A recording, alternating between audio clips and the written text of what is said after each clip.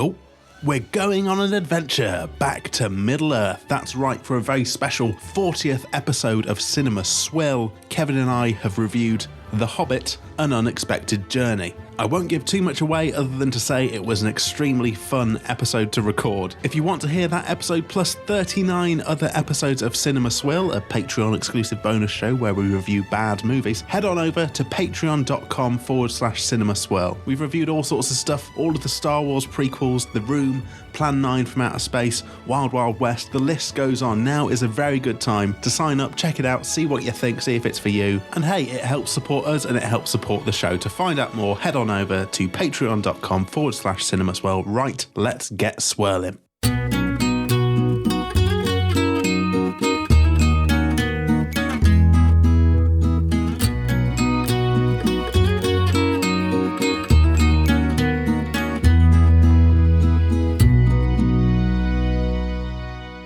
Cinema Swirl 1-2, buckle my episode number 92. It is, here we are once again.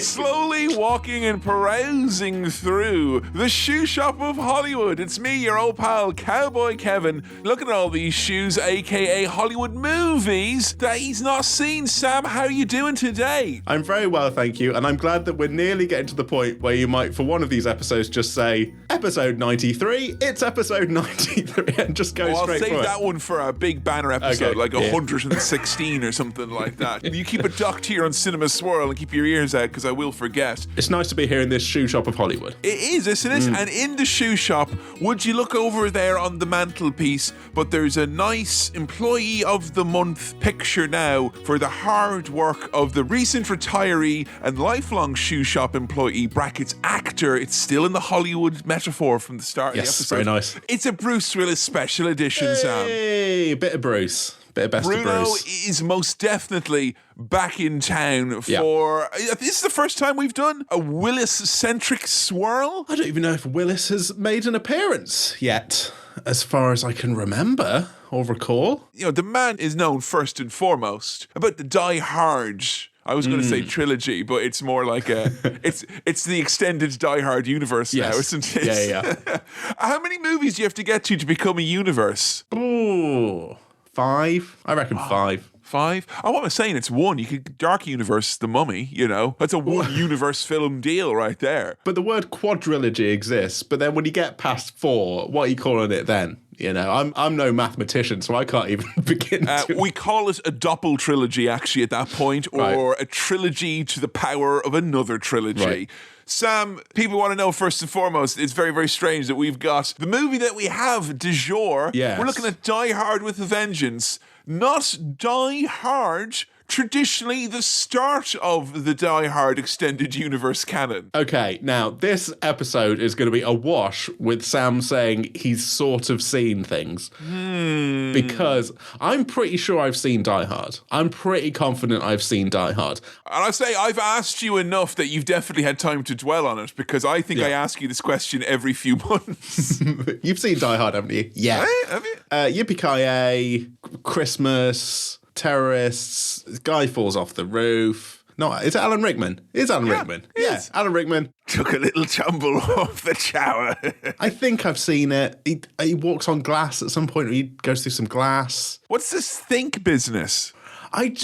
Look, right, now, occasionally we come back to this theory on the official Cinema Swirl wiki that Sam has seen all of them films, but he's forgot. I think this is one of those ones where I must have seen it, but my memory is sort of hazy. But Die Hard, I think I've seen it. I've seen Die Hard. You've seen Die Hard. Yeah. You're saying that with 95? I reckon a solid 90% confidence that I've watched Die Hard with some level of attention. Oh, the statisticians amongst us, they're raging that plus or minus 5% margin of error it's not been met. Now, Kevin, I don't think I've seen Die Hard 2, but you wanted to put Die Hard with a Vengeance into the swirl vote for Bruce Willis. Why is that? Well, the reason why, and there was a lot of thought went into this, mainly because I wanted this episode to be a celebration of the big man himself, Bruce Willis. Well done, good job on the acting career. And I felt that if we were sidestepping, no doubt, everyone's favourite Die Hard movie, Die Hard with a first installment, that if we skip by that and went into Die Hard 2, Die Hard Forever, if we went straight into that, and look, there are those of you sitting at home going, Kevin, the sequence of events, I know, but let's all be honest, and I may be going out on a limb here, but Die Hard 3 eats Die Hard 2's lunch as far as I'm concerned. Sorry, is that a plot detail that you're spoiling? And I will add as well, Sam, it does so with a vengeance. Right. Yeah? Does anyone ever confuse Bruce Willis's character in Die Hard in the same way that people call, like, Lara Croft Tomb Raider? Do they ever call him Die Hard? Like, he is Die Hard. No, it's just something that he says in every movie. Like, he'll be like, I guess I'm dying hard. And like, does that mean you're going to die hard right now? Because he'll get the tense right, make sure it's always correct. Yeah. So I wanted to go straight to A Good Day to Die Hard. But instead, I thought we'll hit the middle ground. Literally, we'll go with Die Hard with a Vengeance. Yes. Now, you reckon you saw, with a good degree, but not an absolute degree of certainty, that you saw the first one. Second one, you didn't see it. 100% sure on that. Yeah. Okay, I'm not saying we're never going to go back to that, but as it can all be stated now, because the man's retired, it's unlikely that this is going to be like an active drama, like we're talking about someone out of order. It'll be more viewed as an historical inaccuracy that we're doing instead. So I'm okay with that, mixing up the timelines. It could be an argument that Die Hard 2 could go on cinema swill compared to some of the other movies that we've done here. That is a potential as well. It's an argument, sure. Here's a question. Yeah. Bruce Willis, you see much of him in your childhood growing up? Well, yes.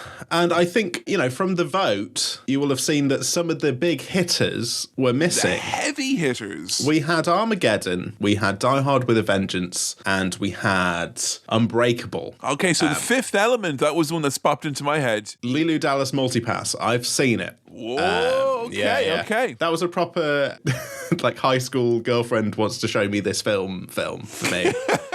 And I really enjoyed it. I had a great time, but that's what that was. Sixth Sense? Yeah, seen that. Seen it? If I haven't, no, I've definitely seen it. No, you know what? 99% accuracy, I have seen The Sixth Sense. Or if I haven't, which I have, I know enough about it that I don't think there's that much fun that can be taken from me watching it. Okay, fair enough. Seen that. Seen Pulp Fiction. I know that would be a tricky one to do as a Bruce Willis swirl, but he's a prominent, character in it. Seen that. I mean, for me, I remember seeing Pulp Fiction for the first time, and because I was just a kid, I didn't really, so way too young, didn't realize, didn't know many of the actors who were in it. I didn't even recognize Quentin Tarantino at that point in time, or Uma Thurman. It was pre-Batman and Robin, folks. That's when I saw it, right? Sure. But when Bruce Willis showed up, it was like, it was like when he showed up in Friends. It was like, it was like when he showed up in that special game that was made for PlayStation 1. Like, I remember being an N64 owner and reading Games Master and being like, Bruce Willis is making a special game for PlayStation 1. And I'd be like, I'm sure Miyamoto and the gang know what they're doing, but this is certainly cause for concern. Yeah. Look, my knowledge of this Die Hard film entirely comes from Die Hard Trilogy, the video game on that was my PlayStation next 1. Question. Yeah. Oh my God. This film isn't a third-person action shooter. It's not an on-rail shooter. This is a driving game, all right? It's a driving game. This is a Sam, driving I'll say game. it's the closest of the trilogy to Skate as its own comparison, I would say. Yeah. In the Die Hard trilogy, if you're saying, I want to play Skate ultimately, I will give you Die Hard with a Vengeance. It feels accurate. Although Tony Hawk's doesn't scream, you're going the wrong way every 2 seconds, like Sam Jackson. I'm not sure if that is actually Sam Jackson on the PlayStation 1. But someone says that. Someone says that. I mean, that does genuinely ring a bell. That game, that Die Hard Trilogy, the video game, is very much I watched my brother play the video game and wasn't really allowed to play it. But I've got quite vivid memories of the virtual snow falling down on one of the games. Okay, that's not this one. Okay, it's not this one. It's absolutely not this one, no. But I didn't get anything from it other than there's some driving. So I know there's some driving. I know there's Samuel L. Jackson and Bruce Willis. I mean, Sam Jackson and Bruce Willis straight away. How does that strike you as a couple on screen? Oh, great pairing. Couple of Hollywood big rigs. And they were in Pulp Fiction. They were in Unbreakable, from what I could see from the poster. Those two work together a lot. So there we go. We've got something to look forward to. Yeah. An air of familiarity that I don't think we would necessarily normally get in a Cinema Swirl episode. And we are 100% sure you've not seen this movie. Yes, I have not seen this movie. You've heard it here 100%. first now. Okay, 100%. Well, why don't we, in the meanwhile, ascend the steps of the tower and dig into the mailbag with a vengeance.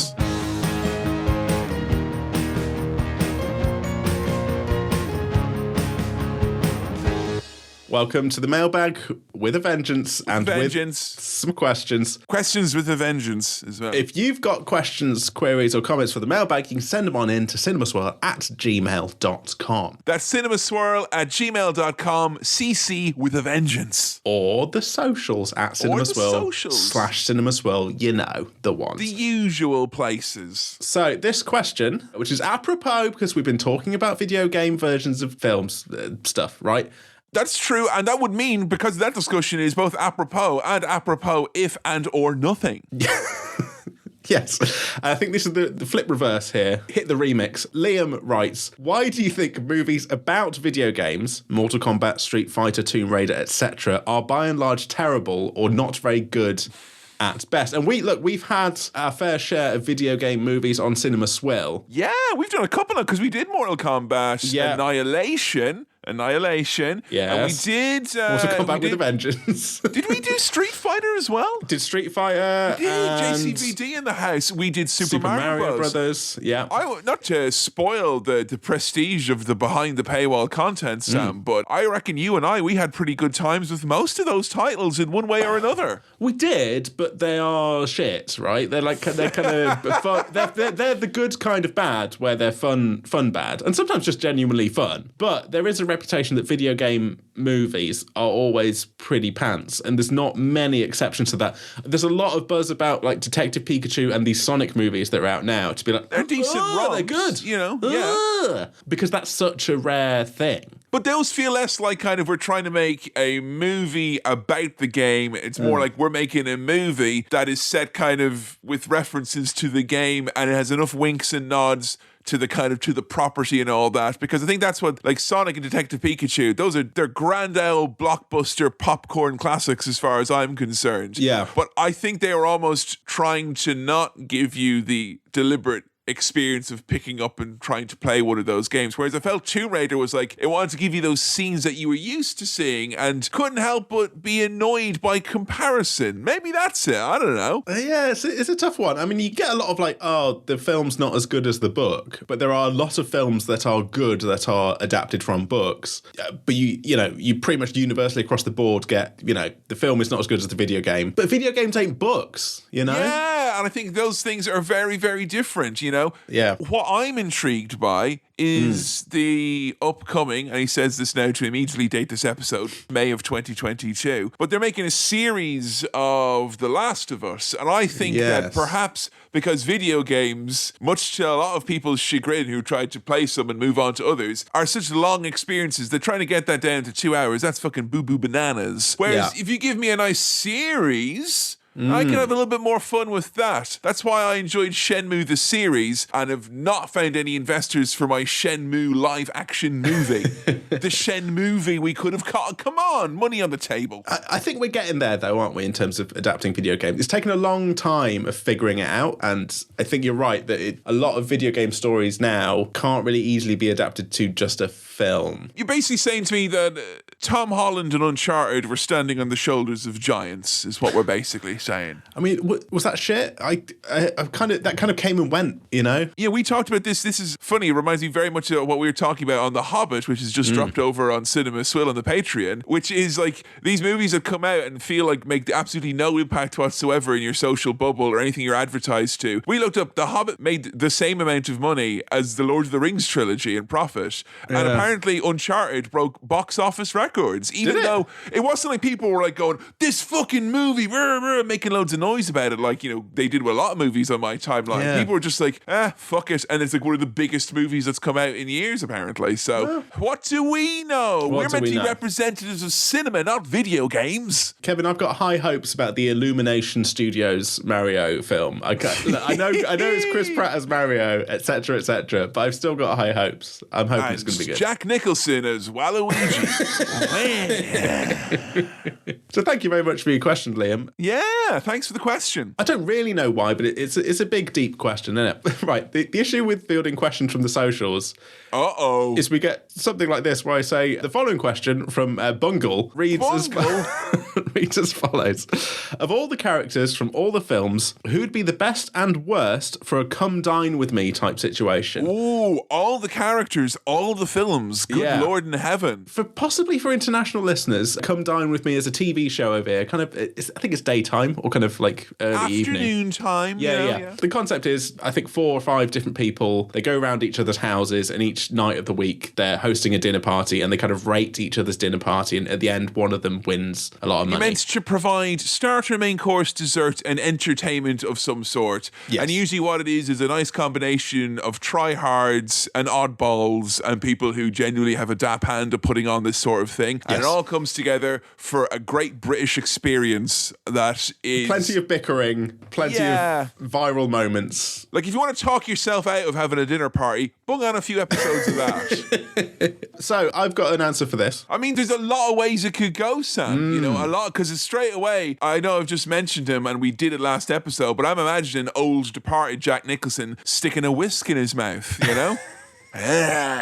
He'd do that just to intimidate a potential rat, wouldn't he? You know, just pop up. It's almost as disgusting as what he did with the hand in that movie, you know, but it's actually still quite disturbing in its own right. By the way, sidebar, in the time since our last episode, I've been to Ireland briefly. I went to Dublin. I did look around in the shops for a grey T-shirt that just says Irish on it, but I couldn't find one. God, someone needs to get to the board of tourism. More money on the table. Yeah. Can't even put my cup down. There's so much money on the table. I ate some Tato. Good. Good man. Drank some Guinness. Watched a Scar gig, Jeff Rosenstock. Had a great time. Met Tristan, friend of the show. Oh, he did a nice acoustic number of the Cinema Swirl theme at one point. He did. He gave me some tiffin. I genuinely wasn't sure whether it was okay for me to ask for or say anything about tiffin in Ireland. You did it on the Protestant side of town, I'm sure, so you would have been fine, you know? Genuinely worried. This is what you've done to me. I know it's a running joke, but I was scared in Ireland to mention tiffin in case it was a bad thing. That's why I wanted to get you, like, you know, the shirt, like, so that when someone goes like, hey, what's he doing? You pull it up and they're like, oh, he's one of us guys. It's okay. Like, back away. So yeah, I had a fun time in Ireland. Anyway, I've got an answer for this question. Come dine with me. Best and worst. Best and worst at the same time. Worst. The whole cast of characters from Goodfellas. All right? Oh! Because we know they know how to make great looking and definitely delicious food. No one's disputing the gravy, Sam. I wasn't even bringing that up into the conversation. But I'm worried about the entertainment, and I'm worried, quite frankly, about the ambience. Yes, because we also know, as well as being great chefs, they are very, very sensitive to any kind of slight or insult.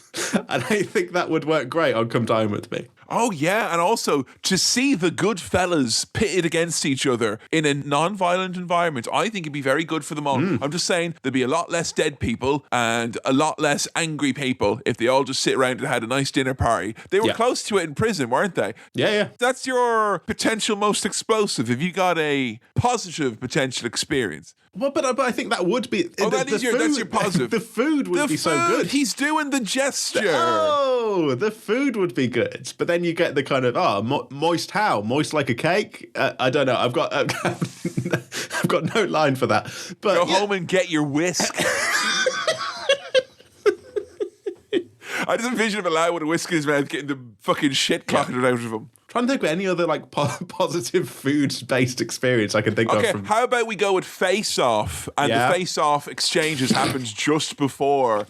But just before, and he's Nick Cage as Travolta is trying to present the food in a way that he knows would Right. get under everyone's skin, Yeah. you know? And no one's going to enjoy his entertainment, which is eating a peach for hours. It's boring. It's the worst dessert I've ever had. Okay, that's a very good answer. I mean, Face Off, when we watched it, was difficult enough for me to wrap my head around who was speaking as who. But if they were also hosting dinner parties and rating each other's dinner parties, that's a whole other minefield. That would be absolutely distraught with terrible times, I'm pretty sure. That's an interesting one. And you know what? I'm going to put it out there if anyone feels that they can. And let's go with the Cinema Swirl episodic canon. Yes, please. Nothing is potentially spoiled or overlooked. What have you got for a dream Hollywood come dine with me fictional party? That's what I'm putting out there. I would like some of your submissions, please. cinemaswirl@gmail.com. That's cinemaswirl@gmail.com. All the socials. AKA the socials. I think that just about wraps it up for the mailbag for this episode. So let's pop... Oh, sorry, the mailbag with a vengeance. Let's put the vengeance back in. Thank you. Pop that to one side. Oh, Sam, right. I got to tell you right now, because I don't want you to be too giddy during them serious questions, I think you're going to fucking love this movie. Because it is that time of year when we're recording where the sun is peeking through the window. You know what I mean? Yeah. I've got summer fever, so I've had to lie down. And I'm so sorry. Now that I've recuperated from it, I'm feeling really good. Oh, good. Great. Sam, I'm just saying I've got a mustache at the moment, not a beard, so I'm in the mood for a big hot summer movie, and I think this is a big hot summer blockbuster. Well, I'm excited. You know what? I was looking at where this might be on for me to watch. This is... You have to boot up the PS1 and let your brother do a long play, I think. You got a couple of hours and an old tube TV. I did not expect this to be on Disney Plus. Oh, beautiful. Yeah, it's on Disney Plus at time of record in the UK. Once we started talking about where things were, I felt now that we've become a bit of a public service, at least for listeners in the UK and Ireland, at the very least. I'm excited. You're excited. Yeah. Let's go do a Cinema Swirl with a Vengeance.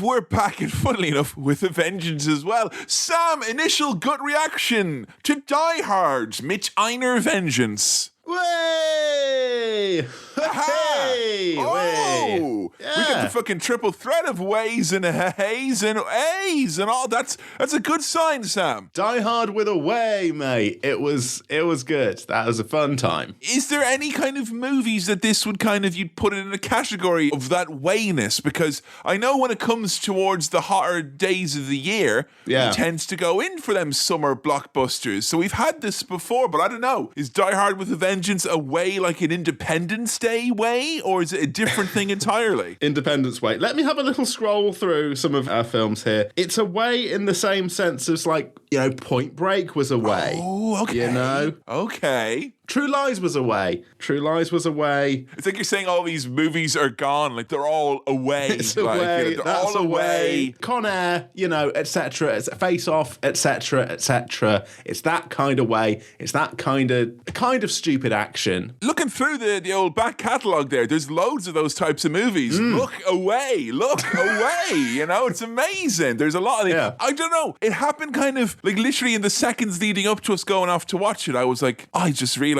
now this is just going to be right up his fucking alley. Like, if I am some sort of a human algorithm that is rubbish, like a real life, you know, a voice assistant that's meant to learn your tastes and all that, this is the one time I've successfully realised I think I have got a little bit of an insight, I think, to what you might I'm pointing right at you. What you might like. And it turns out you like movies with a vengeance. Absolutely correct. Loved it. Also, little note here, Passion of the Christ was away in a manger because it's got Jesus in it. That was a film we did. You know, it's another great thing about this hot movie, that hot soundtrack. I remember immediately being a little child walking around going, hot town, hot town, hot town, hot town, hot town. And imagine if it was a very close day back in Ireland, aka a humid hot day, and there's a little fucking annoying shy going, hot town, hot hot town. God almighty, I made some migraines in my day, I bet you. I mean, look, straight in with that. I mean, we're not straight in. The reason why I know it's one of those fucking films, one of those way films, is the title. When it comes in, it kind of smashes in and it makes noise. Kung, chung, and like things bash together. It's, What's that? There's a subtitle coming in. Perhaps it's going to go... like it's a car careening out of control. I feel like Scrap Heap Challenge did that, or at least the music of Scrap Heap Challenge had that real kind of clunky... Yeah, there's a clunky industrialness to it. All we can say is the title screen of Die Hard with a Vengeance no doubt has a massive figurative carbon footprint is what we're saying. Absolutely, yeah. And then to go into Hot Town, Summer in the City.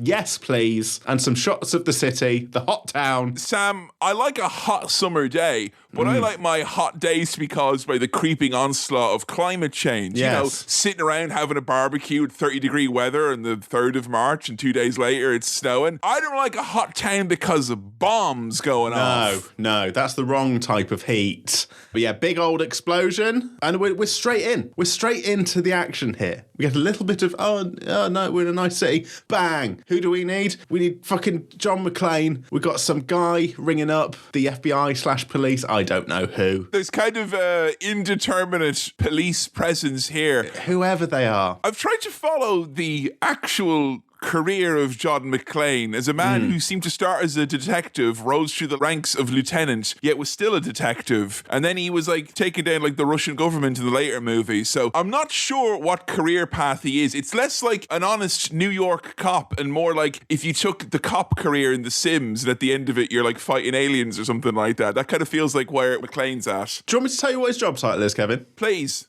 Badass. Oh. He's a badass. He's a badass. He's a badass. He's a badass. And let me tell you, there's nothing more badass than being hungover Brucey boy. Oh, he's so hungover. And they get a call from a man with a German accent saying his name's Simon, doing riddles and shit. This is a Batman movie. We got the Riddler here. Forget your Joker. Simon Sagan, or as the Germans say, Simon Says, or as the Germans Sagan, Simon Sagan.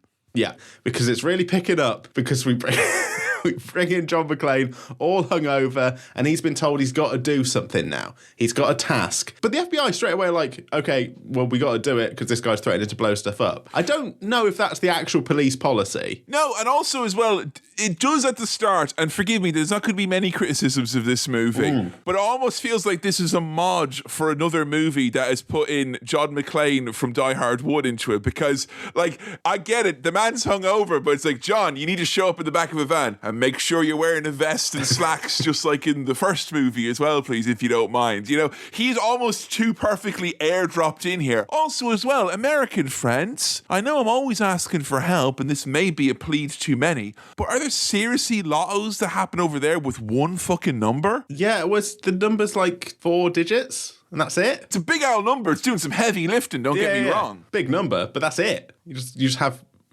69 or whatever. Yeah, that's my number. You can't steal it. I did 2 years of statistics at university, and it leads me to believe that the chances of getting one long number right is slightly better than a series of possibly 2-digit numbers wrong. So I don't know. I feel like I might go to New York and hit up that lottery. Easy money is what I'm saying. Easy money. So Bruce Willis in this is like aggressively handsome is what I wrote down. You know what, Sam? I noted a touch of eyeliner there to help with the hangover. You noticed that? He had a little bit of a little subtle, only a little subtle, like a wrestler who's getting slightly too old in the advent of HD television. He's just got a little subtle, and maybe it's because I had the upscaling turned on. We've been down this road before. There was a little touch of dark around there. So he was looking well, was John McClane. It's looking good. I got the iconic vest. And the iconic attitude as well, Sam. You know what I'm saying? And you know what, right? Because we've got a Riddler-type figure in this, I was already making little notes thinking I'm going to try and get ahead of this guy. There were a repeated reference to these cops doing their badge numbers as the thing, and I was writing down badge numbers, trying to be like, these numbers are going to come up later. I'm going to get ahead of this. Fucking Johnny Lost over here. No, the numbers. Like, you know what? I'm beginning to think that Lost, particularly the early seasons, was just like kind of a drive to get children back into the lottery because they weren't into it, and then say, Well, what about these numbers, you know? And I bet somewhere in Hollywood right now, there's some exhausted lotto executive going, no, we can do it again. We just need to pick the right numbers. The ones in Lost are iconic. That's why it worked. See, back in 2004, you didn't have to put hashtag spawn, hashtag ad when you were doing an extended lottery feature on your television show. So, right, John McClane, the task he's been given here, he's got to strip down to just his pants in Harlem. Uh-oh. The police drop him off on the corner, and he's got a sandwich board on. A rude, evil sandwich board is what it is. Yes, we see everyone looking at him and reacting to it before we actually see what's on it. Now, we know there's a really bad thing on this sandwich board. And they do a very good job at building to that because you see him like kind of chest up for so long and everyone's gasping. And then also I remembered I pressed the info button on the TV. I'm like, oh, it did come out in the mid-90s. There's going to be all sorts written on that. And I mean, that's probably the point. I figured Luke Cage is going to come around here any second and turn him inside out probably with the way he's carrying on.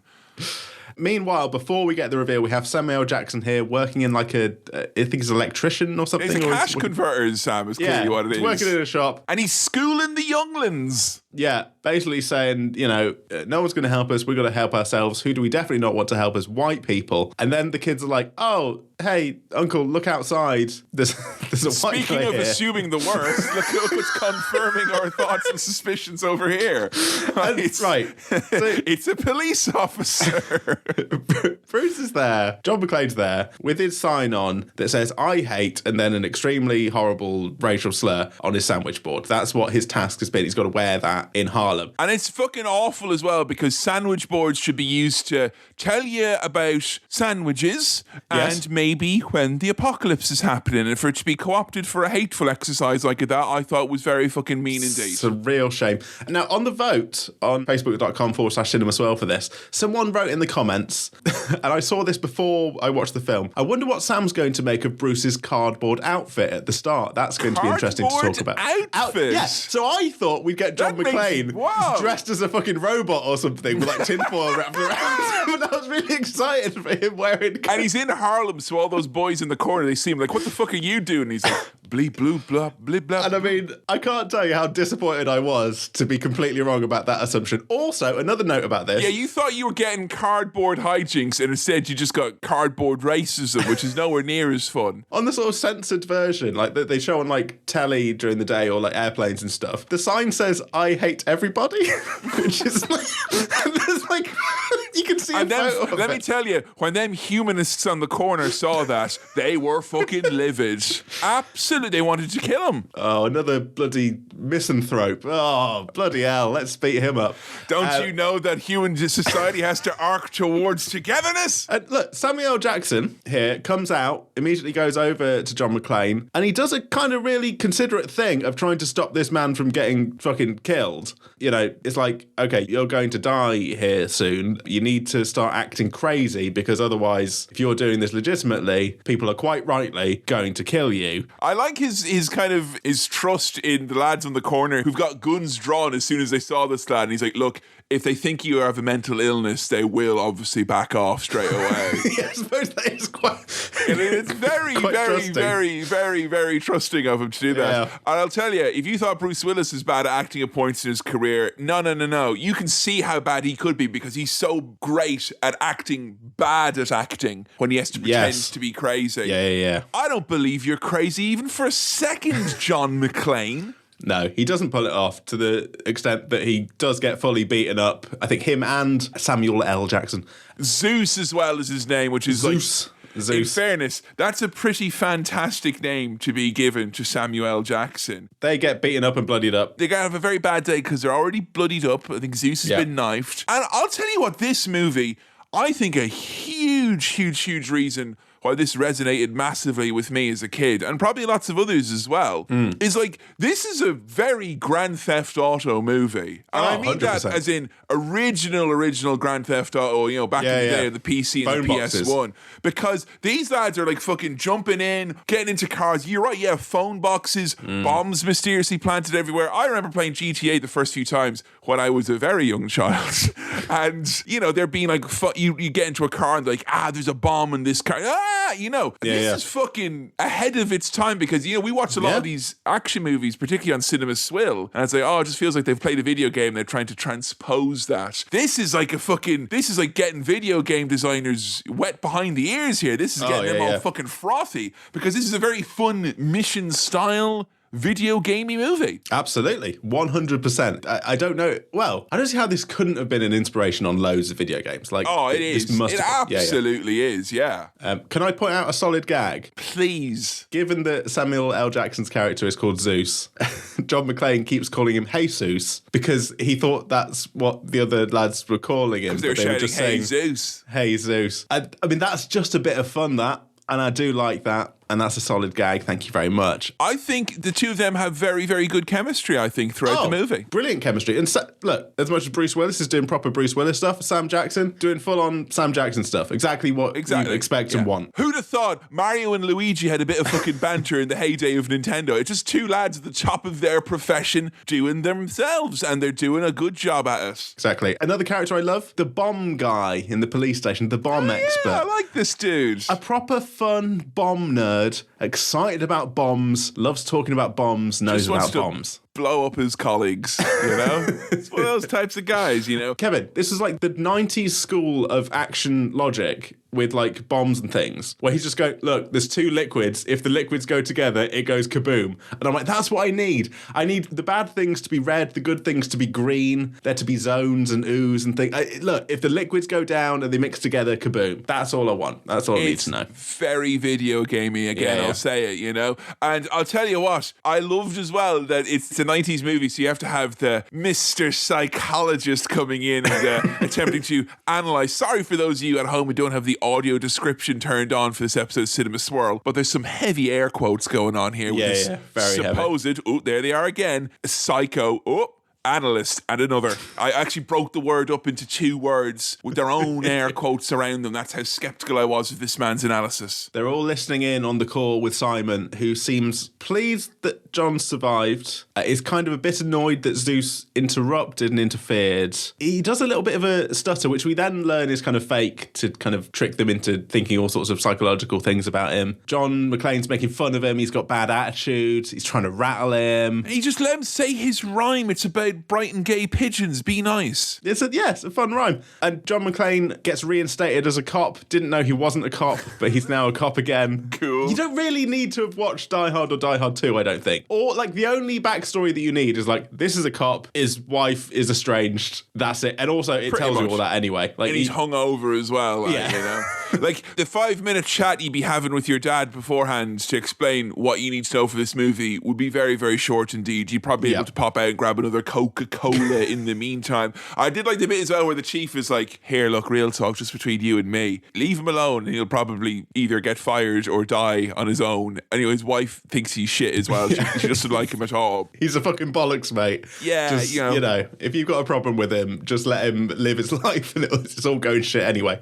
Zeus makes a great point about why he stepped in and why he saved John McClane. He's saying that if he'd have let a white cop die in Harlem, by tomorrow there'd be loads more white cops in Harlem with itchy trigger fingers. And there's some good, like, interesting racial tension stuff going on in this film. For like mid-90s. Some of it's a bit clunky and we'll get to that later. But like, I don't begrudge it for bringing it up because it is kind of, they are trying to make Zeus's character particularly be a little bit more fleshed out and not just be like a random fucking dude who's tagged along or whatever it is. It doesn't do much with these kind of interesting thoughts it brings up. It doesn't go much beyond Zeus has these thoughts, rightly so, about the police and how they act, particularly in Harlem, towards black people. Yeah. But he's just kind of like, John does a great job at saving everyone, so let's not worry about the minutiae of district by district issues at the moment. Look at the bigger picture. And I think that's kind of like, it's a bit of a cop-out, but like, they could have just as easily just had him be like, a fucking angry sidekick and that's that. And I'm glad they didn't go that route. Like, he does have enough kind of character work to justify him being there. Did you like the little Pulp Fiction reference they threw in for real fans like me who listened to the soundtrack on their German exchange on loop? Did I miss it? Can you explain the reference to me? I've been at home. I've been sitting on my ass, smoking cigarettes and watching Captain Kangaroo. And don't tell me I've nothing to do. It's good to see you. I don't know. Okay. My eyes are not accustomed to this light. I've been indoors wanking every hour for 6 years. It's that song. For the real fans. Yeah, the real fans over there. Don't come at me unless you know your fucking real music. They've got another mission now. They're sent on another mission. They've got to be at a specific payphone at a specific time. Oh, this is really scary because they find out they got eyes in the sky. They can see them from up above. And there's explosives in the bin, but they've not just... that doesn't mean they've thrown them away because they were rubbish. They're in the bin and they're going to blow up and get all bin gunk everywhere. Oh, that's literally the worst place to put a bin. Oh. You know? The worst place to put a bomb as well. Don't put a bin near a bomb and don't put a bomb in the bin, all right? Both of those are awful. And he does a little... There was a man from St. Ives who had loads of wives. The wives go to... I love Bruiser. He's like, I've forgotten this. that would be absolutely me. And I'll tell you what, this man's not got the cool head to prevail in an escape room. That's what I'm saying right now. He can save your €5, but he's not getting 5 stars on the escape room. No way. No. Whereas Zeus has the right idea. It's just like, shut up, John. Shut up. Let me think about these numbers. And figures out the actual answer, and then realises it's a trick question. And the answer is 1. Quick question to you, Kevin. Is this just a really dark version of Taskmaster? Because... well, the real answer was under the phone box all along. If you just looked there, you know... That's all it was. It genuinely does sometimes feel like that. I might want to do like a little fan edit on YouTube where this film is playing. It's do do do do do do. I do like when they scream bomb and they cause a huge fuss, and after it turns out to not be a bomb, some guy goes, welcome to New York, and gives him a little bit of money. I was like, who's he? Like the official New York tutorial man or something like that. It's absolutely the 90s rather than 2000s and beyond, this movie. You know? Yeah, I don't think you'd be screaming bomb and be like, oh, welcome to New York. Oh, I'm walking here eating a bagel. Come on. So they've now, the bin thing was a scam. It was a goof. It wasn't real. They've now got to get 90 blocks away in New York in 30 minutes, which, if you know anything about the roads here in New York, it's traffic in New York. Tone, it's chock-a-block. You know, the special Sopranos extended edition where he hits kind of major traffic on the bridge going into the island, and it's like, takes him a bit longer than you would have liked. He has to go on to his second cigar, and then he gets an upset tummy afterwards. Woke up this morning. Should have woken up a bit earlier this morning to beat the rush, mate, is what you should have done. Yeah. Exactly. Again, reminded me very much of Grand Theft Auto here with the taxi getting a nice close shave and then them driving through a park. You know, that was... it's pretty good stuff. It's excellent stuff. It's proper driving game stuff. I understand why in the Die Hard trilogy video game they made this one the driving game, because the driving stuff is so much fun. Oh, baby, it's fun. Yeah, it's just really fast, really fun driving stuff. It absolutely feels video gamey. It's a blast. It's a real blast. Sam, don't say that when there's bombs, all right? Sorry, it's a fun time. It's a good drivey time. It's an explosion. Vroom, vroom. Fuck. So there's a mad dash to the hospital I think they need to go to next. That's where the next bomb is. But then they find themselves in the subway. Yes. I don't think the New York subway system could deal with bombs. That feels like that would cause delays and difficulty. Yeah, and I think did they split up at this point? I think they split up because John's heading for the bomb on the train. Zeus has got to go to a different phone booth, also on the subway. They reckon if they split up, they have a better chance of making it back to the phone on time. Yeah. But like when he's in the car, that's when the Wall Street man comes in and he's like, you there, boy, drive me to another part of Wall Street. Yeah, because he's in a taxi and the guy actually gets in trying to be a customer and he's a real dickhead about it, so it's fine that he's in danger. That's funny. There's nothing quite puts fear in a taxi driver, even if you're a temporary taxi driver like my man Zeus here, than someone saying, I'll have your medallion. Well, the thing is, Zeus accidentally clicked in the analog stick and triggered the taxi missions.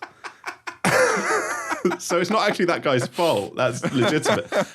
Right, John McClane, he lifts up like a subway grate and then just jumps down onto a train. Is that actually feasibly possible in New York? Because that's amazing if it is, that you can just see down into the subway. I didn't know that. I'm pretty sure, in Paris in the subway, people just hop over, don't they? They go, "Whoa," and they hop over like that. I think in New York, it's just the same thing. You just drop down. The one thing you didn't get was the meow, meow, meow sound effect that usually come with that. So he's there looking around through the smelly old train looking for the bomb, and he sees a police phone box. Get ready, here's a good one coming up for you now. This is very good. Okay, here we go. More like a police blown box. Blown up, that is, because there is a C4 bomb inside, which is an explosive device. Yeah, and I reckon that bomb hidden inside that police call box might be bigger on the inside than it looks on the outside, because the TARDIS from Doctor Who is a police call box, and that's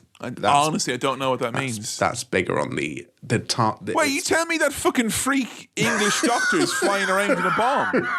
Jesus fucking Christ. No, that's Dr. Boom. That's Dr. Boom. Jesus Christ. Anyway, so, right, Zeus is trying to get access to a specific phone booth. He kind of tells someone to go away who's on the phone. He needs to be at this phone at this time. But then he gets in trouble with a subway cop. So he's got a cop pointing a gun at him. He had an itchy trigger finger, didn't he? Jesus Christ. Yeah. And he doesn't even understand, mate, the Ribena is Mexican, all right? There's fucking big shit going on here. Yeah, the cop looked like nervous, but in a dangerous way, that kind of horrible thing. So McClane manages to get the explosive device, and then he goes to the back of the train, and sure, it's a big bomb out the rear, and that's me after a big curry is what it is. Boom! A big explosion, and all your carriages fall off. Yes, yeah, you kind of jackknife into a weird shape and slide all along the floor. Boom. Yeah, he managed to just chuck the bomb out the back of the train before it explodes, and it knocks everything. It kind of jackknifes into the station, knocks everything over. And because they split up and they weren't at the phone booth at the same time, both of them, they failed the task anyway. Oh, that's what blew up the bomb. But yeah, John McClane coming out of the wreckage laughing. What a cool dude.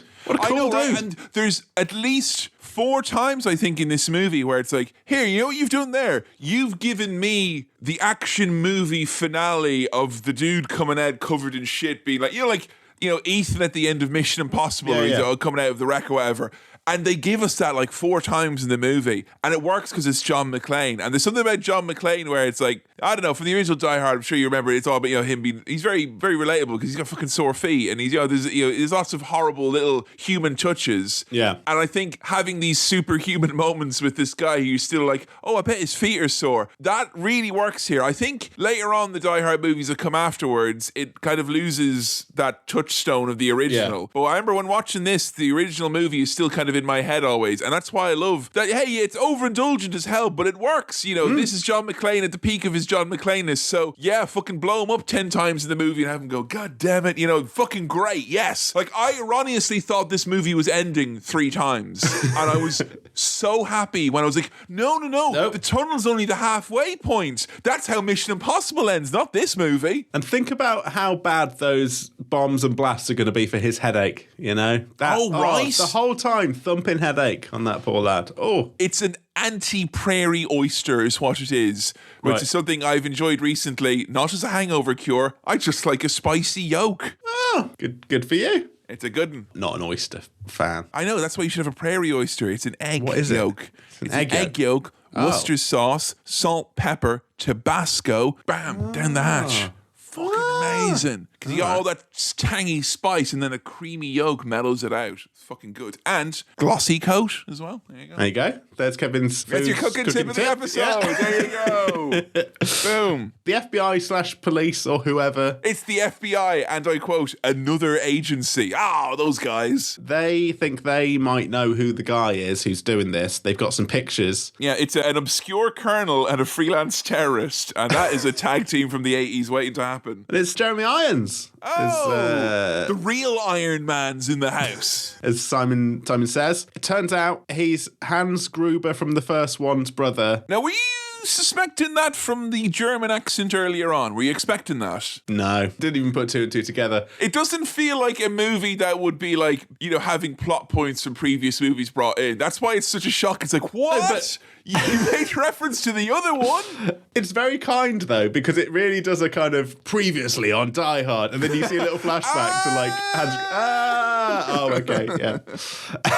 I'll tell you what I did appreciate about this point in the movie. Our two protagonists were very dirty, and I just thought that was great. Yes. Fucking filthy. Yeah. You would be, wouldn't you, if you've been in a subway explosion and you've been sweaty in it's a hot town. You got to remember, it's somewhere in the city. And this is back in the days of practical effects. Oh, these days, they probably fucking get an app up and do a CGI Instagram filter, and probably that's how they do it. Yeah. You know what they did back then? They blew up the New York subway for real, yeah? And everyone in New York was like, you know what? It's worth it. It's fine, because they're making a proper movie that's dealing with race issues, and we need to move on as a society. Blow it up.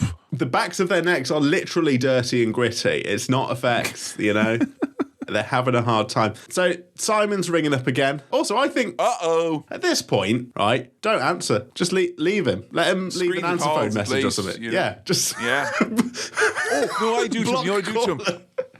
I'd set the voicemail to be, hello? What? Nah. Oh, man. Let me tell you, no one was rushing to leave this guy a voicemail when he was 18 years old. Let me tell you.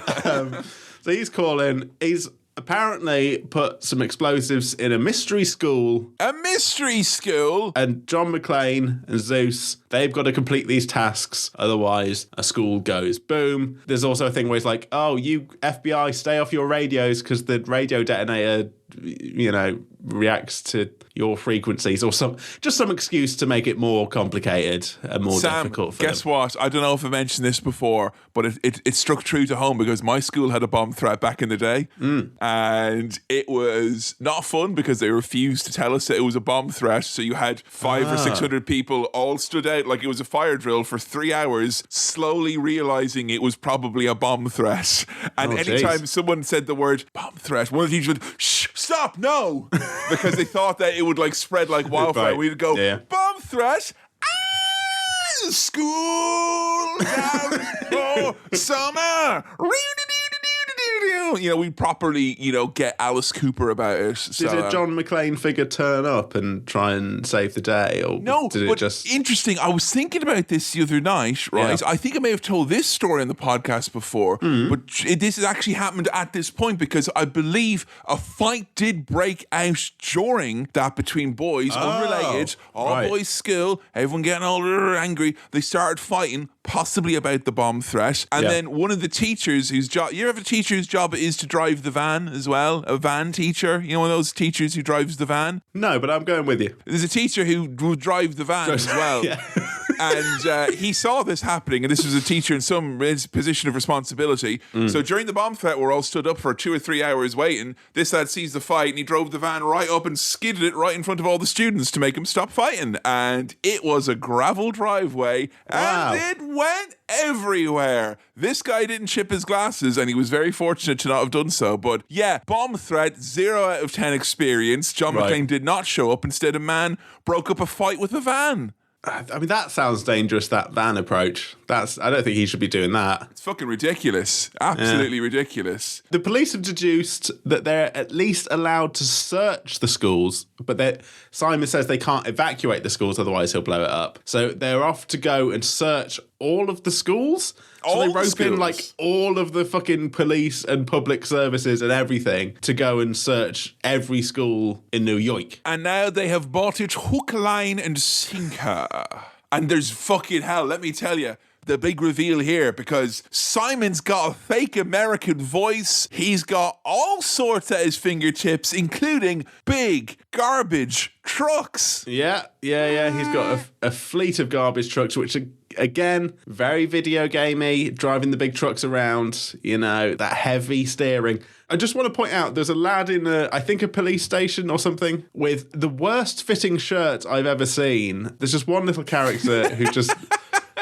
wears a really bad, unflattering shirt, and then a woman in response to him being like, oh yeah, we got to man all these calls today because everything's been diverted, and she's like, and I'm gonna marry Donald Trump, and it just doesn't sit the same now, that kind of thing. Back when he was just a mogul. Oh, they've ruined it now, haven't they? And now that you know this New York is a New York that canonically features Donald Trump, you're like 0.001% less invested in the city not being blown to kingdom come. It's some proper supervillain shit right here. And let me tell you, there's more than a few movies, cough, cough, The Dark Knight, that have liberally borrowed all of the fucking visuals of this. People going, oh, that Dark Knight, it was very like Heat, wasn't it? Very like Heat, very like Heat, Michael Mann's Heat. No, it fucking wasn't. It's just Die Hard 3. With a Vengeance. Yeah. Put school label on the side of that dump truck. It's basically the same thing. They're all going to a garbage dump anyway. Drop your children off at the dump, aka the school. Beep, beep, beep. Simon, he slipped in to the subway as a fake building crew to fix the damage, I think. So down into the subway they go. So they're able to now tunnel down, right? Because the bomb that has went off in the subway, which is one of the few bombs that they do legitimately detonate and aren't just gag bombs. This bomb is blown up because it then knocks off the security system of the currency exchange place, which allows them to then start breaking into it. So all of the mad bomber shit is a backdrop for them to do a big heist that does also require them to do at least one or two legitimately mad bombs. I mean, I don't want to say any bomb is sane, but this is but these not are like legit mad bombs. I'm gonna bomb. They're doing it because they want the money. They want the money. Yeah. And there's something like, I don't want to say disappointing about it, but like anytime a supervillain's just like, I did it for the money, man. I'm like, you're not the Joker, Simon Gruber, yeah? And you never will be. No. And there's a bit at the start where it's like, I don't care about money. Money would make me sad, but really he wants money. But then there's a bit at the end where it seems like he doesn't want the money, but he does want the money. I just need to quickly Google something. We're going to Wembley, kick the ball, we're playing football, we're the best at scoring goals, we're gonna score a fucking goal, we'll score more goals, and your team's gonna lose. Boy! That song is playing in the background during all of this, and it's a good choice. I forgot the melody, so I had to Google the melody so I remember. How did you Google the melody? Well, because I figured out what the song was and then found out what it was called and put that in my notes, so then I Googled that to then bring it up to hear it. Wait, so you listened to it? You did like look at like notes and are like fucking... No. Here, look, fellow non-musical people like me at home, hey, maybe you're not at the point where you deleted all of your music because you've no time for music as well. But do you also feel... Shut up, you fucking weirdo, all right?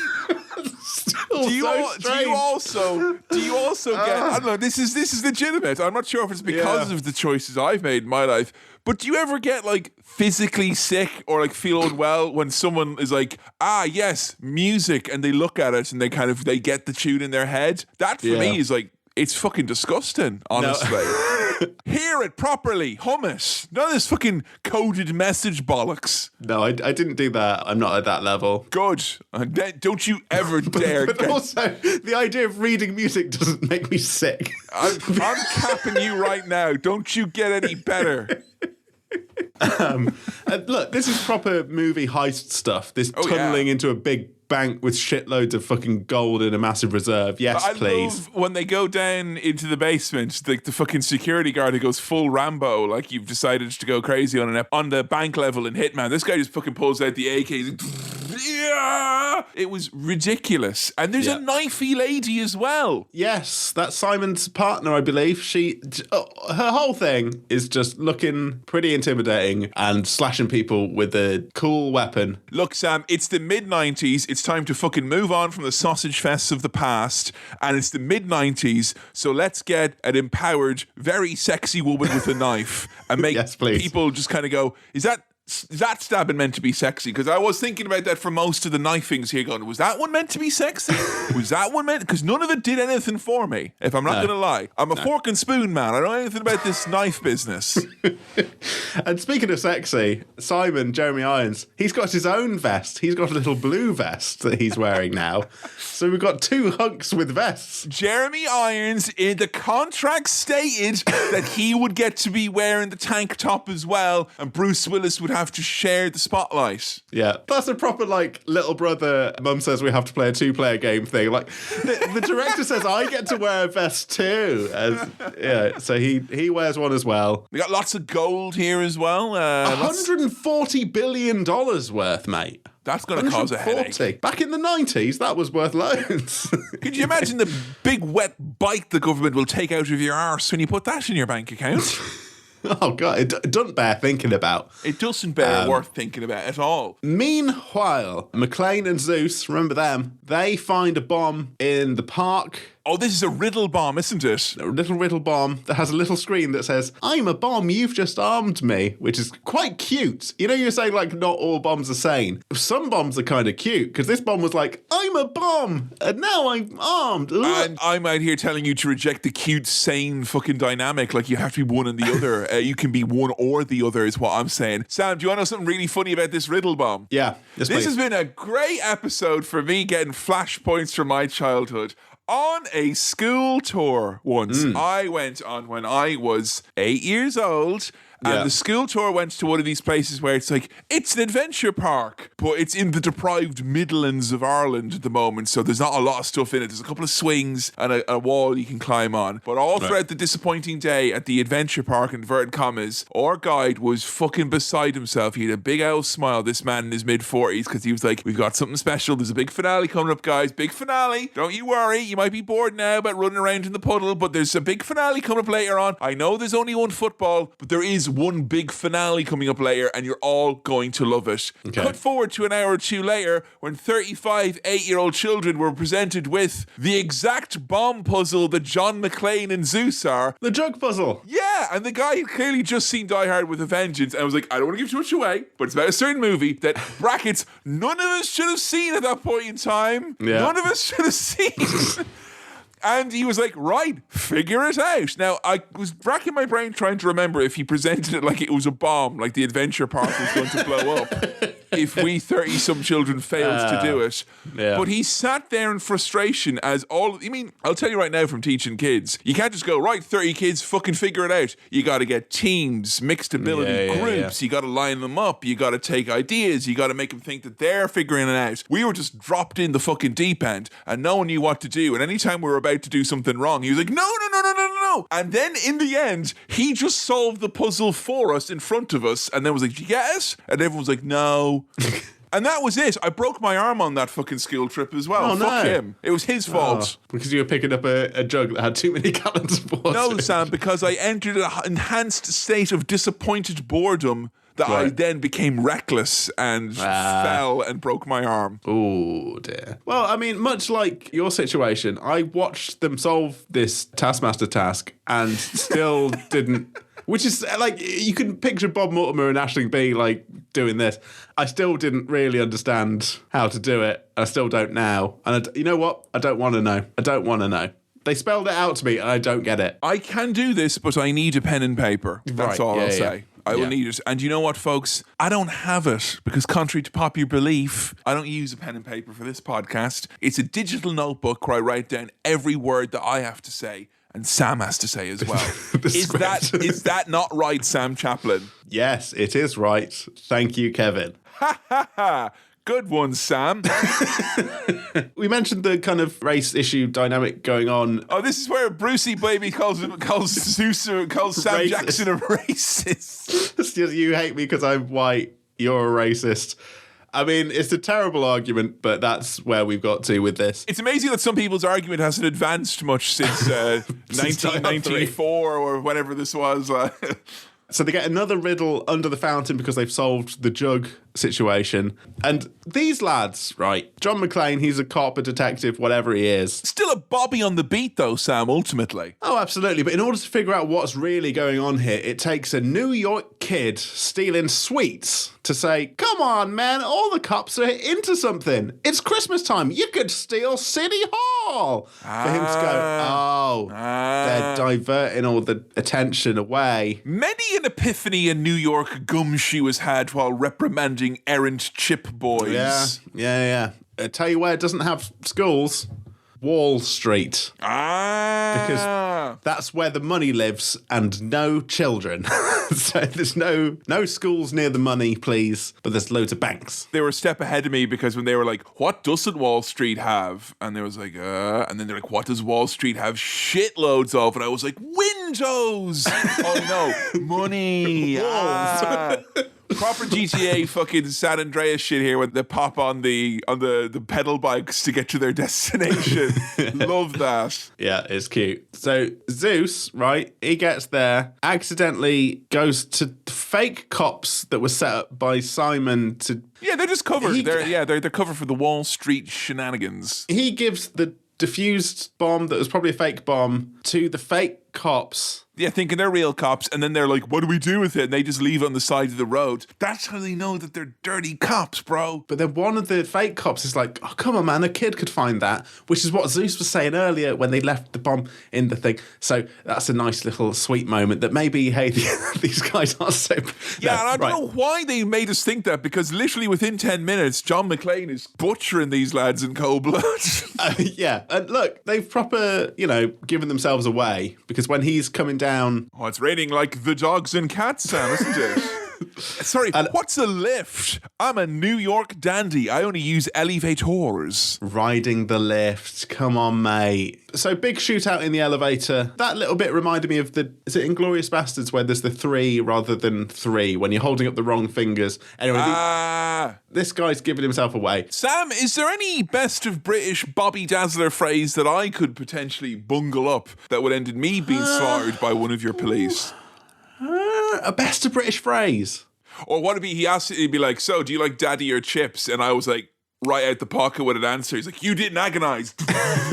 A bit of Howsy Father. You might not understand what that is. You might say, oh, just going down the pub for a bit of Howsy Father. And they'll be like, I'll turn around and be like, he's great, thanks. Neutralized. So, big shootout in a tiny elevator. That's absolutely what we want. Thank you very much. I called it a juicy shootout because there was a lot of... so much juice in there. John, you need to rest your meat before serving it. There's another tip for you because it was an uncooked tip earlier on. It's not really cooking, is it? Double whammy. He comes out splattered in blood, and Zeus is down there too. And very cute that Zeus is carrying around a little spare bar of gold. Aww. And look, he fucking deserves it after all of this. He deserves 2. If you don't come out of this with a little spare bar of gold, that's not fair. But it immediately gets abandoned in the back seat of a car that they have to ditch. I want to feel the weight of a bar of gold. I want to feel it. I've never felt it. I want to feel. I know it is, but I want to feel it. I want to hold a bar of gold. What would you do with it though? Because I feel like if I have a bar of gold, it's only a matter of time before I throw it through a window. It just feels like, hey. Yeah. It just feels like it'd be fun. I don't know why. I write a note on it and throw it through my own window. I don't know if it makes sense as a business proposition to buy a bar of gold and then let people pay to just hold it for a bit and kind of feel the weight of it and throw it and, Sam, this is a film review podcast. We do not give financial tips on this. That's not financial advice. Only food advice on occasion. Okay, but what about those little scrapings of gold that wankers put on food? What about that? Put that on top of some steak or something and sell that. Is that cooking? Is that financial advice? No, yes, it is. It is financial advice. Don't do that is the advice. Don't do it. 14 big dump trucks heading out with 14 dumps of gold in the back seat. And I don't know about you, Sam, but I figured that... I thought as a child this was absolutely taken as gospel. I don't know what you think now. Sticking a scalpel in the ignition and just turning it, making a car go vroom. I don't know if that is a surefire way to make a car activate. Films in the 90s made hot wiring or jump starting cars look fucking easy. And I don't think it's like that. No, Even back then, I don't think it was like that. They need to find the 21st president. That is the key to deciphering the School of Bombs. Yes. Which is way less fun than the School of Rock. But you got to remember, back then, no one had Wikipedia, You couldn't just look at, did they? When was Wikipedia? You couldn't...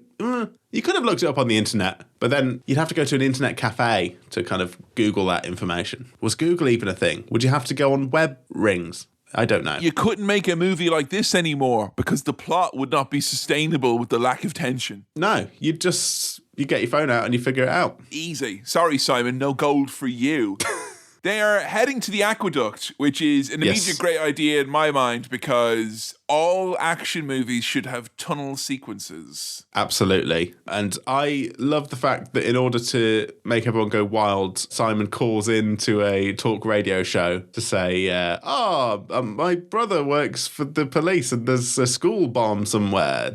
They've said they don't know which school it is, to send everyone into a frenzy. And to really fuck shit up. He's in a hot town frenzy in the old town tonight. John McClane, while he's heading down with a buddy, a truck buddy who he's gained as an ally in this late movie scene. There's something about John McClane donning a high-vis vest and a hard hat and then just going over and shooting the first person he sees. That was really funny to me. It's very funny. I know we can get away with anything on The Real Hustle with the high-vis vest, but my God, he just gunned some people down in an aqueduct. But look, passers-by would just think that's normal behaviour because of the high-vis. You know what my biggest fear in the world is, Sam? Is that someday, not that I would be caught in a John McClane jape or an adventure, I don't think that's in me, I don't think I'll ever have that happen to me, but if, say, someone else near me was like murdering loads of people and they turn around and go, I need you to get my captain in this precinct, go call him now. Who the fuck are you calling? Like, do you know how many... I couldn't even get in touch with Weber to get the handle for my fucking barbecue. I meant to be getting some fucking captain from some precinct in New York. No way. No, too complicated. Don't ask members of the public to do any of that. I told the people at Weber that if they didn't send my handle, I would mention it on my podcast. And that's week 1, mention 1. Next episode won't be as nice. Kevin mentioned this handle. Fiasco barbecue Bible. I've got no fucking handle. They sent me an apron. Give me my handle. We had a chat about this pre-recording. I know. Oh, I know the great irony that Kevin hasn't got a handle on this situation. Ha ha ha ha ha. Big joke on him. All right, but it's at my wit's end now. I'm going on holiday, and I swear to God, all I'm going to be thinking about is that the whole fucking time. It's going to ruin the trip. If there's any barbecues on this holiday, I'll be fucking livid. Oh, Zeus is going down to Yankee Stadium in the meantime as well to find a little box that says game over on it. I think he's going to see a ball game, probably. Take me out to the ball game. They're sending them there to kill them, but he doesn't get sniped because it's just him, so he's still fine. Still in the game, baby. And Simon radios back to the guard at the back of the line in the aqueduct truck dump situation, but John McClane's killed him, so he's on the radio saying Nils is dead. So in order to kill John McClane, they blow the dam and try and drown him. Damn, the whole thing. So now we've got John McClane in a dump truck. Sorry, he's surfing that dump truck, Sam. Come on now. Fucking cowabunga. John McClane surfing a dump truck. That is the vibe of the summer right there. I'm John McClane surfing a dump truck through an exploding aqueduct. And welcome to Jackass. It's real fun. John McClane versus running water is a fight I want to see. He shoots out of a manhole like he's in a cartoon whale. It's fucking brilliant. Hey, I think most of the effects in this are practical and nothing looks ropey or silly. I think some of the water stuff looks a little bit weird here, but it's absolutely fine. And him shooting out of the ground, out of an aqueduct, into a big puddle. Coming out like he's a clogged pore. It was fucking amazing. Fucking funny, man. That's good stuff. Just in time for Zeus to find him. And just in time as well, they figured out who the 21st president of the United States of America was. It was Chester J. Arthur, who was also notable for being the first president in office to play the banjo, which is my fun presidential fact, of which I have literally a dozen. You love presidential stuff. You had a big book of presidents, didn't you? I love presidents, and I was very happy to thumb through it and figure out something fun for the fans of Cinema Swirl. You would have been fine in this situation. You would have probably known, right? I mean, I had to guess. You probably don't know the numbers. I don't really know the numbers, but I guess it was like halfway through. So I was thinking, he would have been one of 6 that I could have guessed with a grain of salt in my pocket. Who was the 29th? Just give me a guess. Who do you reckon? Hoover's too soon. Woodrow Wilson? I'm afraid it's Warren G. Harding. And, fuck you, Harding. Who do you ever fucking beat? I'm afraid you leave here with nothing, Kevin, but thank you for playing. We'll see you next time on which Woodrow Wilson was 28th. Oh, How fucking good am I? That's pretty good. Fucking American. That's fucking amazing. That's pretty good. I gotta get a green card for that, right? I think so. Look, we'll give you a +1, -1 margin of error. Kevin wins the money, goes home. with a bolt for his barbecue so he can use his handle. And for those of you at home who are still listening in, how do you feel, Kevin? Well, I certainly feel more effective than the 28th President of the United States, Woodrow Wilson at the League of Nations. That's all I'll say about that. Thank you very much. Very and good, good thank night. you. That's going to do it for the episode of Cinema Swirl, guys. We'll be back. More presidents, more financial info, more cooking tips. Keep it here on Cinema Swirl. Boo! A big shout out to all the patrons who made this happen this week. We're going to list them all now. The school bomb is apparently going off at Zeus's nephew's school, the little kids from the start. Should have went to the Woodrow Wilson primary, I told you.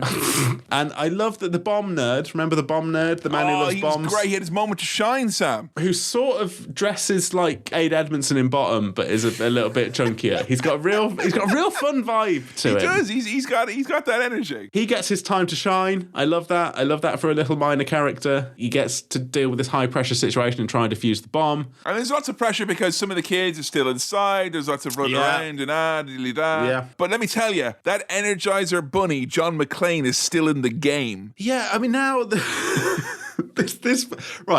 film is wild because they're now on a ship. I think they're now going to get from a bridge to a ship, swinging down on cables off a crane. Yeah, I mean, I assume when I go to London and I see a million cranes, that at least one of them is for the purposes of webheads wanting to swing around like John McClane. Yeah, I mean, this feels like a rich kid who's got all the toys in the kind of New York City set, and he's just mushing them all together to try and make an action film. I want him to swing from the crane onto the ship from the bridge. Okay, Timmy, off we go. Your 7-year-old nephew playing with the big Lego set has got similar script points as Die Hard 3. That's all I'm saying. I mean, the swinging on the cables looks great. These two lads, they fall from a distance that definitely should have killed them, but who cares? This is just so much damn fun. We're going between the ship and the school, and I'll tell you what, there was a 1-2 punch here that fucking floored me. I was laughing so much. Yeah. When they managed to make the big bomb appear on the ship, which is this big, massive, fucking supersized jug, I laughed a lot. I don't know why. Big jug. Seeing a big jug just makes me laugh, honestly. The only thing that could have made me laugh more is they sloshed it around a little bit. That was really funny. But then when the bomb guy realizes that the bomb he's defusing is just full of pancake syrup, that made it even funnier. Look at this really big jug of pancake syrup. Yeah, but really you've been down funny. Costco as well. Get those delicious beef hot dogs as well. I keep having to remind myself, by the way, that Zeus is literally just a civilian off the street, and he's going through all of this, and he's still doing it. Has he? No, and I think at any point it would have been fair enough for him to be like, fuck this, I'm not doing this, but he sticks with it, and you know what? Fair enough, give him a bar of gold for his trouble. I would have been straight to the cash converters with that bar of gold, get my £10. I think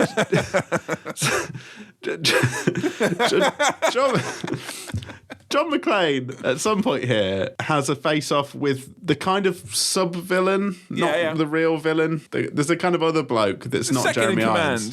Yeah, they have a fight. I can't really remember how that goes down. He's kind of on a bit of a rampage here. I wrote down that he was stabbing, chaining, threatening murder left, right and centre when he was on this. But what happens is he comes face to face. He loses the fight. I think they get tied up after this fight. He comes face to face with Simon. Yes. And he's like, by the way, your brother sucked balls. And I was fucking, Simon, get him here. This fucking jug-headed, stupid fucking idiot cop here. He's said all this fucking ham-fisted, racist shit throughout the movie. You know, in fairness now, you know, and then he called him a dumb Irish flatfoot. And I was back on Team McClane going, hang on a second here now.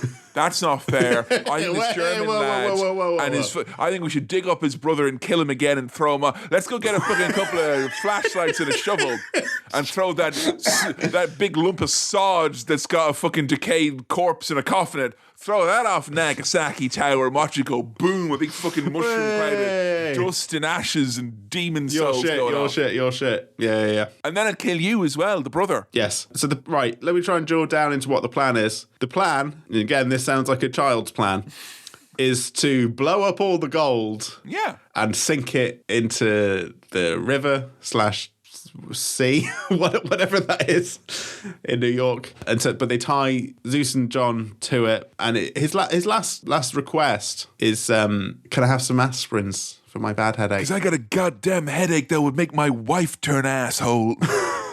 I got a goddamn headache that will make my wife remarry me and then divorce me all over again because I'm an asshole. I love this scene where they're all tied up and they're trying to do this felt like very like the Marvel movie of its day, where it's like, we probably have seen this situation a million times, but someone making light of it in 1995 was like, wah! They drop the fucking pick to get out. Yeah. There's just this kind of thing where it's like, hey, we're not immediately getting out of the scrape. That makes us feel like, and it's really funny. I think this made it feel like a more grounded in reality show, more grounded in reality movie, even though this is fucking boo-boo bananas from start to finish. There's a reason why I did a little laugh there, was that I remembered that I'd recently rewatched the Claw of Shame episode of Nathan For You. And there is a little bit where he drops he fumbles. Yeah. Oh, excellent stuff. But yeah, the containers, right, they don't have gold in, so it's a ruse. The sub-villain guy has rumbled this, but the Simon's sexy lady with the fancy knife kills the sub-villain baddie guy. She's in on it, so he's gone. So they're not actually blowing up the gold. Yeah, it was just to cut out their team, that was all. Right, okay, there we go. And what I love about keeping the gold. This was very big Danny DeVito in It's Always Sunny in Philadelphia vibes here, where for some reason Jeremy Irons was like, hello everyone, I am back. I'm the villain, we have enough money to buy our own country. Hey! Now I'm gonna get me some of that sweet knife lady. And we just get a really fucking intense little sex scene with these two. Just like, we gotta see the villain get his fucking dick wet, I guess. He has his little victory sex with his wife or whatever. And I just think, fine, you do that. That's all right. But you had to have shown me Hans getting it on in the first movie, because this just feels like unfinished business now. I want to know how Alan Rickman makes love in character as Hans Gruber, and I'm just kind of guessing based on his brother's performance, which I think I would be at best inferring what would be like, Yeah, absolutely. By the way, I think you did mention this, but like Zeus and John, they do get away and they get out of this situation and they're safe, but they're just like, I guess we lost and we didn't win. And Zeus is like, I'll give your ex-wife a call. It's fine. We did the best we could. Okay. But he fucking Sherlocks it by looking at the aspirin bottle and somehow figures out where they are based on where the aspirin has come from. I don't really understand that. Look, Sam, what's important is that the moment when two men are on a boat you believe is going to explode with their hands tied behind their back about to escape is not the finale. No, the finale is when they go, let's just go get this motherfucker, and we get fucking helicopters and trucks. Whirly birds everywhere. Yeah, these fucking birds are cooked, baby. And he's like, say hello to your brother. And I swear to God, the electric cable that falls into this chopper gets caught up. It's like them twirly fireworks, except there's two human beings inside. And he's like, yeah, motherfucker, yippee-skippy-yay, you goddamn asshole. It's like, honestly, it prefaces the low energy nature of some of his later performances. Like, he was so spent at the end of this movie, just like, yeah, dippity-doo-dah, motherfucker. It's so great. I mean, it's a real fun little cap off to this film. That the final showdown is basically But Brucey, baby, your ex-wife's on the phone. Yeah, fuck her too. Yippity dee da, motherfucker. It's a fun little ending. Scatman John McClane, that is. Yeah, there's a little whirly bird battle. He wins. He doesn't get shot. It's fine. That bird was cooked, baby. Bird gets cooked. The end. Credits. Fun time had by all. The baddie's gone. Baddie's dead. Baddie blown up. Hey, and you know what, Sam? This is a movie that was, I think, into 2 hours 15. It was a chunky old fucking film indeed. Yeah, quite a long boy. Lots of false finishes, because I was literally kind of, I was dusting myself off and getting up ready to make him a fucking lunch a couple of times while watching this. There's a lot of false finishes, which oftentimes, in video games, it always pisses me off if I get multiple false finishes. In the movies, I had non-stop fun, start to finish. Yeah. Non-stop? It was an absolute riot, this film. Fun, action-packed. The action looks great. The performances were great. The big explosions were cool from an effects standpoint. It doesn't have the kind of neatness of the original Die Hard where it's like, hey, we're in a tower, ground floor, top floor, baddies. No, I know. That's so simple, and this is like, here, there, da, da, da. But there's so many action movies where it feels like they're taking you on that high-speed journey of going here, there, and everywhere, but it doesn't feel like they're like, we have to go here. It's just like, we're going here now. Oh, shit, here it goes. And then they're there.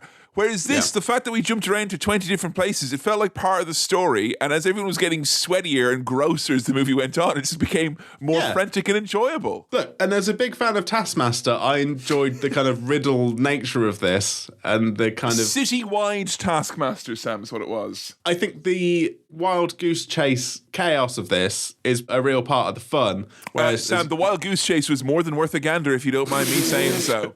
And let me tell you, that bird is cooked. The fact that in a different film, that kind of chaotic, where are they now? Who are they talking to? What's going on? Would feel confusing and kind of strange. Here, that's part of it. That's a deliberate, they are running around. They are trying to solve everything at once. Who's lying? Who's, actually tunneling under the fucking city, under the guise that there's a bomb over here. It's a lot of fun. It's a real fun, engaging, action-packed, good time. Is it a romp?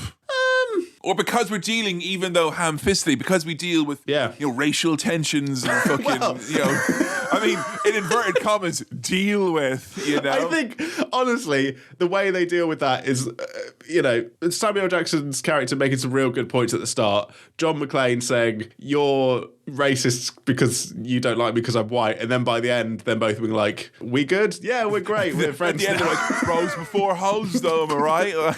Yippee-ki-yay, motherfucker. Hey, it sort of starts to touch on some stuff and then doesn't really go anywhere with it. But I guess at the same time, it's a Die Hard movie, and the key thing here is just, the action and the drama of it. It's not...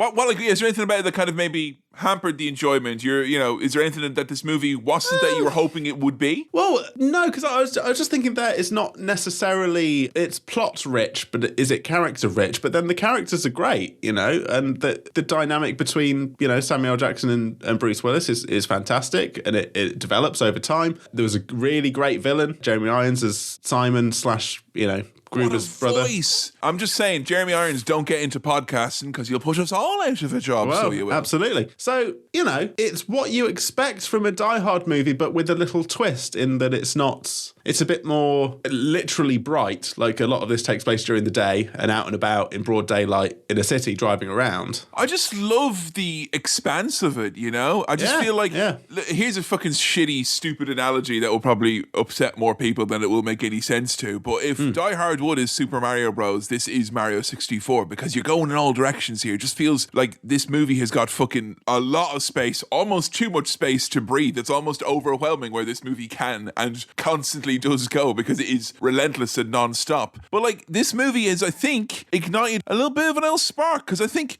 Bruce Willis was the star of the show. I think we can all agree on that front. Yes.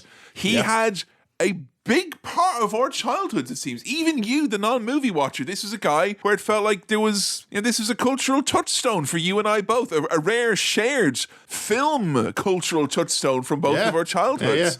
Separated by a cruel Irish sea and parents with much different opinions on what children should be doing in their downtime. That is nice to know that it exists. Joe told me that she and her friends used to celebrate Bruce Willis Day, which was Bruce Willis's birthday, and they would watch lots of Bruce Willis movies. And I feel I got to find out when Bruce's birthday is, and maybe we should do another Willis review for Swirl or for Swill. Yeah. I don't know. Die Hard 2, where are you at with that? Would you want to see it after having seen this? Well, now I found out how unnecessary it is to have seen it in order to understand 3. It's kind of interesting. But I'm curious about it. It definitely has its defenders. We will get people being like, how in the fuck are you saying Die Hard 2 is bad? But I know there are people who agree with that as well. I don't know. I still feel that 3 was a smarter decision to go into before 2. But maybe we will do 2 at some point. I had a very good time with this, and I'm curious to watch more Die Hard. I think beyond 3, we get into the tricky, more recent Die Hard territory. Sam, every day is a good day to Die Hard as far as I'm concerned. Which would be quite fun to explore at some point down the line, perhaps. But as it is, you know how I describe this film? What's that, Sam? It's a fucking blockbuster. Yes! Yeah. God damn it. Yeah. The people growing the popcorn kernels in the fields of maize are definitely on board with this one because it is certainly a popcorn movie. I don't know if they make them like this anymore, Kevin. They don't, and I think that's kind of a good thing, but if you want a relic of like, remember the 90s when things were just watch this, get it out of your system, go watch this. It's a 90s fucking thrill ride, and I'm very excited and eager to learn what your rating with a vengeance is for Die Hard Part Drei. I would like, and I wish I could remember what this number is in German. I'm going to give it 4 star wipes. Fear star wipes? No, I don't. I love star wipes, and I'm going to give it 4 star wipes. 4 star wipes? You heard it here first. Oh, thanks for listening to another episode of Cinema Swirl. This episode was produced by Kevin, edited by me, Sam, and I also did the music. If you want to support the show, then patreon.com/Cinema Swirl is the way to go. If you want to follow us on the socials, we're at Cinema Swirl on Twitter and facebook.com/Cinema Swirl on Facebook, which is where our votes for episodes take place. If you've got questions, queries, comments, or anything else for the mailbag, then send it on over to cinemaswirl@gmail.com. That's cinemaswirl@gmail.com. Please do keep recommending the show to your friends if you think they'll like it, or even if you don't think they'll like it, just recommend it anyway. Oh, and if there are any bits in recent episodes that you think would make particularly nice video clips, you know, the kind of thing we've had on our socials recently, then send us a tweet and let us know. Alright, we'll see you next time. Cheers, bye.